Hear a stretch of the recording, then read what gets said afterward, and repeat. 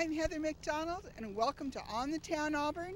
And today we're at our own Auburn Municipal Airport, where we're going to interview the head of the Auburn Aviation Association, talk to some pilots, just have some fun out here at the Auburn Airport.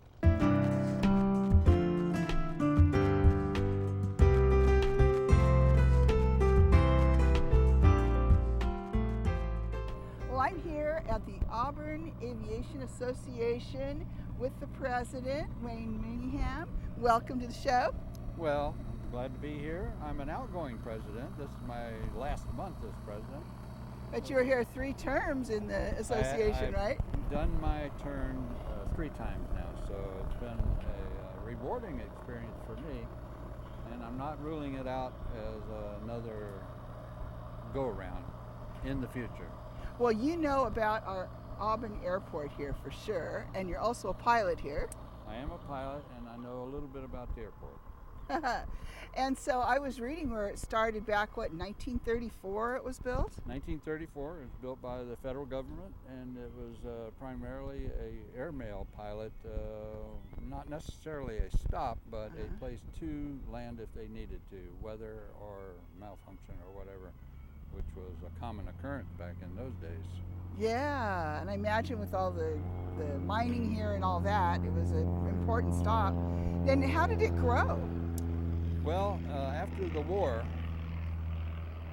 a group of citizens got together and pooled their money, and in concert with the city, bought the property, and they have now about 285 acres, of which 80 acres is for the industrial and business park, which is on the property, which is an island, so to speak, from Auburn's main downtown area. So we are an island of possession for the city.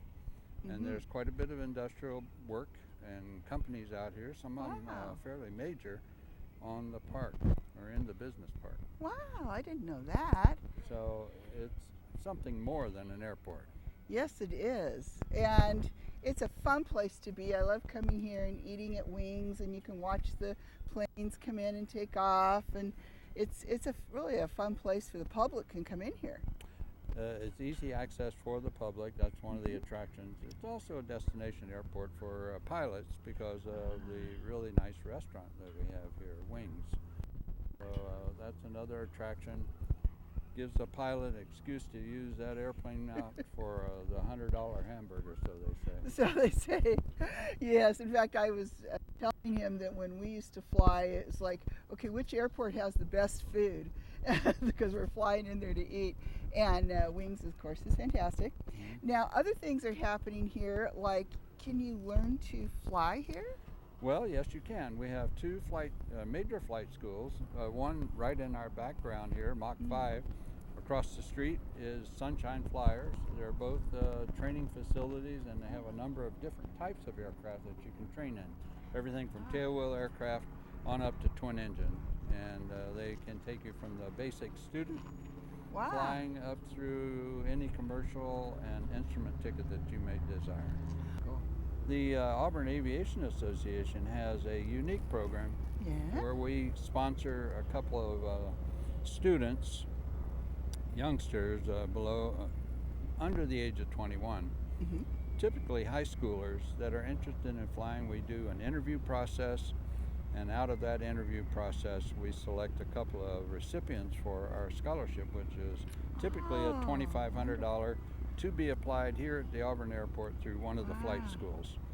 And we've had some people that have been through our initial program like that, that have gone on to fly for the Air Force, the military, instructors for colleges and what have you. And one of them out of North Dakota now is flying for their aerobatic team. So we've had tremendous success with these youngsters coming through our scholarship program.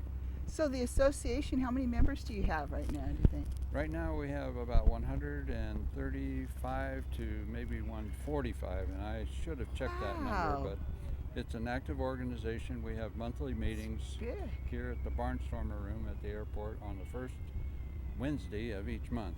Okay. And do you have to be a pilot to be a part of No, it? you do not. Oh, No, okay. we have quite a few people attend that. We usually have a guest speaker, and so they come for, it's a buffet style dinner, a guest speaker, and the social aspect of it. So non-pilots are welcome. Now, is your association a part of the air festival that happens here? It used to be the festival sponsor. That was where our scholarship money originally came from, was the air show that we did here. But it became, we became a little long in tooth and burnout set in. We were doing this show every other year in concert, alternating with Nevada City. Right. And so now we are basically a donor. But you're still a real part of it, and that's a wonderful way to get to know the airport, is to come to when they have the Air Fest. That's a lot of fun. It is. And one of the things that we have been having is a Fly Friday thing, the third Friday of each month during the summer. Yeah. We had a little get together here at the airport in the afternoon, and we'd have a band come in, some people would set up their wares at tents and what have you like that. So it was kind of a afternoon air show. Is that going to keep happening? I think that's in the works for next year. Just during in summertime, during the summer. On Fridays. This is the Friday night place to be then, for sure. And so also the airport does things like, can you fly out of here, say I need to hop over to San Francisco. Is that possible? It is, but to be honest with you, it's limited. And but we do have the facilities where you can hire a pilot to fly you over there. Or if you're a pilot, check out an aircraft and fly it yourself. Oh, really? You can check out an aircraft? Here at the flight schools, they do have aircraft for rent. You have to be qualified in that aircraft, and if you're a first timer at this facility, even though you may have lots of time, they're going to fly with you at least once or twice.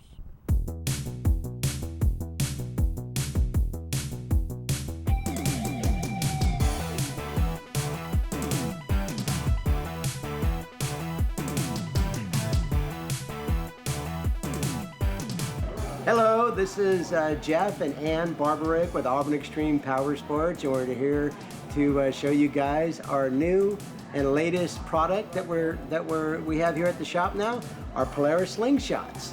And these came out about a year ago, and this is actually a three-wheeled machine that is classified as a motorcycle. And really cool because since it's a motorcycle, you can go in the diamond lane, and you actually just, you don't actually have to have a motorcycle license to ride it, which is really cool, so you don't have to worry about that. But since it is classified as a motorcycle, you get away with a lot of stuff that you would with an automobile. And it's fun to drive. And it's really fun to drive. Yeah, especially, she loves driving them. Favorite? I'm more a motorcycle guy, but she really likes these guys. Yes. But that's okay, because we have motorcycles here too, Victory motorcycles. But great machines. We've been in business here since, we're one of the older Polaris businesses. We've been around since 1996. We moved to this location in 2010. Had a brief, times were pretty tough, and I actually sold the business in 2007, and the people I sold to, I repurchased it from them in 2010, and we've been back in business since 2010. Having a great time. We do everything Polaris, the Slingshots, their ATVs, their side-by-sides, which are Razors and Rangers, snowmobiles, and we really love snowmobiling, and this is a great area to snowmobile. We are Auburn Extreme Power Sports, located here in Auburn, and we are run by riders for riders.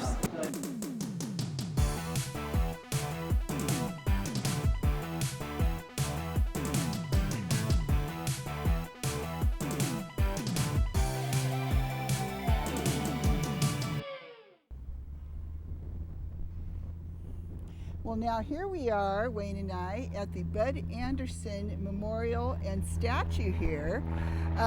Tell us a little bit about Colonel Bud Anderson. Well, Colonel Bud Anderson is a local boy from Newcastle, lives here in Auburn now. He was a World War II pilot flying P-51s in Europe, and he is known as a triple ace, which is he has more than 15 downs, I should say. But Wow.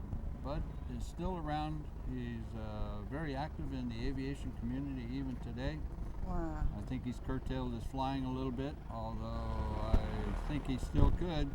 He's a very cordial gentleman and really an airport enthusiast. In fact, he has lunch out here at Wings on a regular basis, so Wow. he's definitely a local guy. One of the great pilots of history, right here, eating at Wings, I'll tell you. It is. He flew, Chuck Yeager was his wingman, so that's what How I about that? understand. And Chuck Yeager lives up in Nevada City somewhere, so. Yes, and he eats regularly at a friend of mine's Mexican restaurant because he loves Mexican food. So we have a lot of famous pilots here, but it's a place for pilots anyway, this airport and this area. Now tell us about the bricks I see in the ground here Well, the around. bricks are originally, the statue was built by Douglas Van Hout over here at the Van Hout Studios. He's worldwide dispersion of his statues. Some are, or at least one is in the White House today. So he's very well known, and he created this statue, and along with it, the bricks that are around the base of it here are engraved with whatever you can do in 3 lines and X number of letters across, but they are $500 per brick. You don't have to be a pilot to have an engraved brick out here, and the money goes toward the Colonel Bud Anderson Scholarship Fund. Wow. So approximately $30 for laying in the ground with the cement, and also the rest of the $500 goes directly to a scholarship fund That's for the youth wonderful. trying to learn how to get into the aviation as a career. Wow. And now, who would someone call to buy a brick? Well, you can go online with auburnaviationassociation.org, All right. and there are instructions on how to obtain a brick. All right. Well, thank you so much. And now, you said we could go over and see one of the aircraft here that's interesting. Well, you were talking earlier about experimental aircraft, and now I see over my shoulder here that there is one out here, and I've talked to him. He said we're welcome to use it as a backdrop. And here we have a pilot that came in from Lodi today. Introduce yourself. Hi, my name is Ken Cantrell. And one of the reasons we were attracted to this plane, Wayne said it's one of the experimentals we were talking about, right? It is, and a very nice example, by the way. And so tell us, you built this yourself. Yes, I did. In the late 90s, probably 98, I decided to build this. I was born into a flying family. My mother was a flight instructor. My dad flew in World War II, and he flew after the War II, and so I was our family activity. So I was around airplanes. I was an airport rat, basically, and I was around the airport all the time, and so it was aviation was naturally part of who I was and still am. And when I in my younger days, I flew up here at Auburn. I did an air show a couple of years in a row up here in the late 70s, and you know, and I flew the airplane at that time was another airplane different from this one my dad built. And then when I started my family, I got away from aviation. And then late 90s, I decided to get back into it. And so this is the airplane I built. And it took me about 4 years, almost 4 years. And you build it in separate pieces, the wings and the tail and the fuselage separately, so you can actually build it in a small place like a garage. And it's just one little step at a time. And the support group from, it's actually Vans Aircraft out of Oregon is excellent in helping builders you know, work their way through the project. And like I said, there's a lot of help out there if anybody's interested in home-built aircraft. There's a lot of other people that do it and a lot of people that can help you learn. Well, that's really interesting to know that people can do that. Now, you said you're here to buy the Pitts. We're going to be looking at that. What's great about that plane? Why do you want it? Well, the Pitts is actually it's the same design that my dad built. Curtis Pitts was a designer out of Florida that originally designed the pits in the mid-40s, 1940s, and back in the 60s and late 50s, 60s, it was the airplane to have for competition aerobatics and air show work. Since then, there's been a lot of other designs that have taken it way beyond that level and that are much more desirable for the real professionals. Now here we are in front of the pits, Wayne. How old is a pits? Well, they were built, designed by a fellow named Curtis Pitts back in Florida back in the late 40s. They have won a number of national championships in aerobatics over the years, and now there are a lot of them flying around. They are typically a home-built airplane. You buy the plans and you build from scratch. Wow. They are also available now as a production type aircraft. I mean, many years later from the original design. They've gone to 4 ailerons, the symmetrical airfoil, the 2-place pits where the original was a single place. So there's been evolution of this airplane, and it's still just as desirable as an aerobatic plane as it was back in its heyday. So cool, aerobatic plane. Yeah. How fun is that? I know I put my husband in one once, and they do all the loops and the smoke and all the fun stuff. Yeah, and they probably would have turned green if they had really unwound it. So because they can become quite violent when you start doing the hard maneuvers. Oh, I bet. But they're a challenge to fly. They're short coupled, and they're not for the inexperienced pilot, I would say.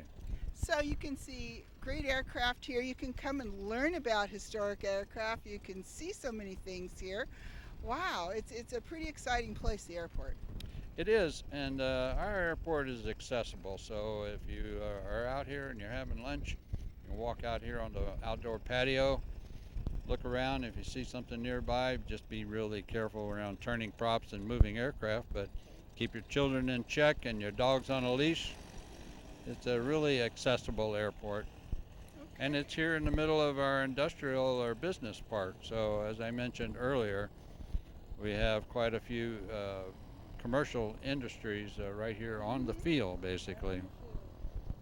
Okay, well, thanks for being with us today. My pleasure. We enjoyed very much the tour of the airport. My pleasure. It's a different way to spend Saturday, which I spend a lot of Saturdays out here. So as you can see, there's a little activity. The weather was a little iffy last night, so I think it turned a few people off, but usually Saturday is a very busy day here. Oh, yeah. Okay, well, thanks again, and now we're going to go shoot some aircraft around the field here. Well, thank you, Heather. I've enjoyed the interview. Me too. Thanks, Okay. Wayne.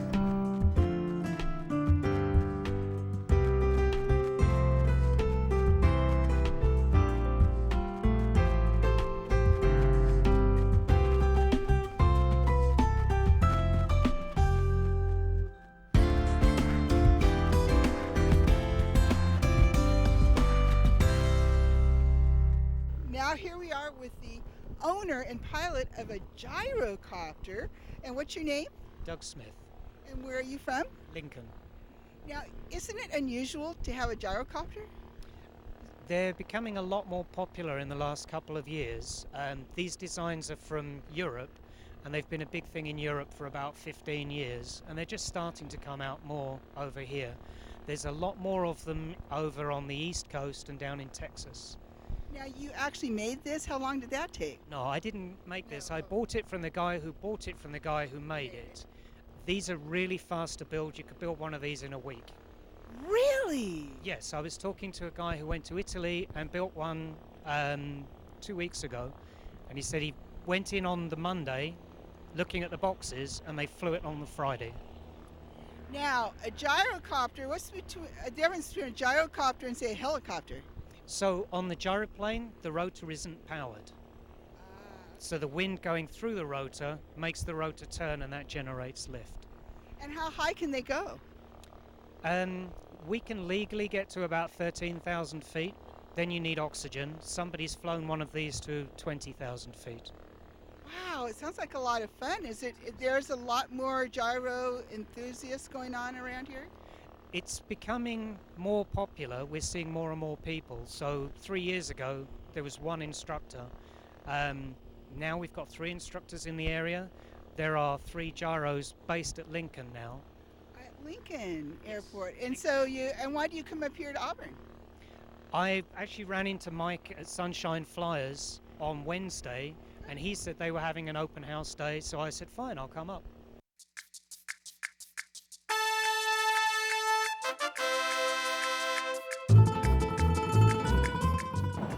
Heather McDonald here, and I'm about to have some great Mexican food here at Maria's Mexican Tacos, right in front of the bowling alley on Bowman Road, right off I-80 here in Auburn.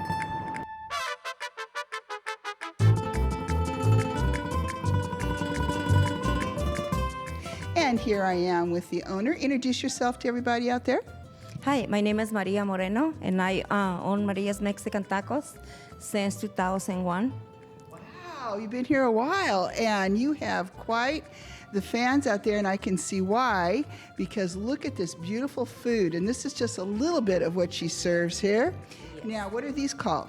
This is the sopes we made with the, any kind of meat you like, and get us the meat, a Mexican cheese, and veggies on top, and with avocado. This is the tacos we made. That's the soft. So we make soft and we make hard shells, either way. And this is the tostadas we made with any kind of meat. Like this is the nachos with any kind of meat you like, or they can be a vegetarians. And now over there I see the chile relleno, my favorite. This is the chile relleno, comes with tortillas on the side, or they can be with rice and beans. And the other ones, that's the hard shell tacos. And the other plates, that's enchiladas, it comes with rice and beans. The other plates is a burrito wet, and they can be any kind of meat. It's beautifully done too. Normally we have aguas frescas, we have beer, we have wine, we have sodas, Mexican sodas. And look at the size of that nacho plate. Now look delicious. Now tell us some of the variety of meats you can get here. There's a lot of different kinds. Okay, you can get like carne asada. We can get chicken or carnitas, que that's the more famous we sell, the carnitas. Chile verde, chile colorado, and plus tamales. Yes. They can be tamales with any kind of meat, chicken, beef, or pork, or they can be vegetarians. Yes, I've watched her make the tamales by hand. Now, if you're used to authentic Mexican food, she also has tripa. We have tripa, we have cabeza, we have lengua, and we have buche. Uh-huh. They have a lot of the authentic dishes for sure. And your sauces look so beautiful too that you have here. This is the green salsa for enchiladas, and then we would use it for enchiladas or wet burritos. Yes, and you have the delicious salsas that you can come here too with the chips and everything. Then we have chips and salsa, and they can be, the green is salsa spicy, and the red is salsa mayo. And then you also have a patio too. We have a beautiful patio, and we open for parties or anything. Well, thank you for being with us. Thank you very much for coming. Yes, Maria's Mexican Tacos is more than just tacos, as you can see here off Bowman Road near I-80.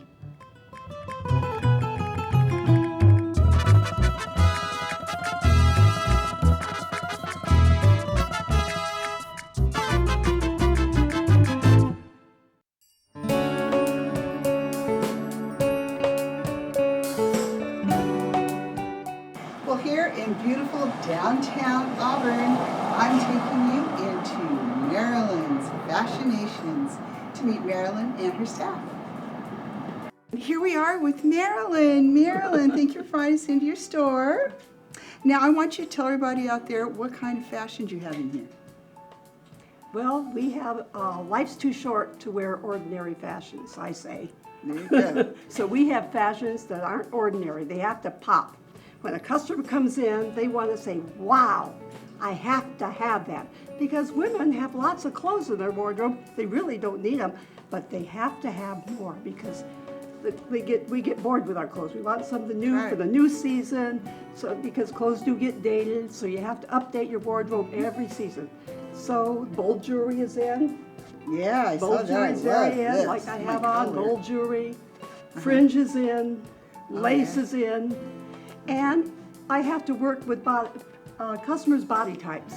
When I look at a customer, we want to make her look tall and thin, right? Yes, thank you. Right? So I dress Well, they're with her. trying She to looks make her much taller, thinner. I do. and much thinner, because see, we've layered a piece over. The way women look the best when they have mature figures, and that's most of my customers have mature figures. You wear something made black like I've done, and then put an overpiece, and it really takes 10 pounds off you. That's right. And so I try to put, and then tunics and leggings are the hot item. Yeah. Women love tunics and leggings. They are very complimentary and flattering.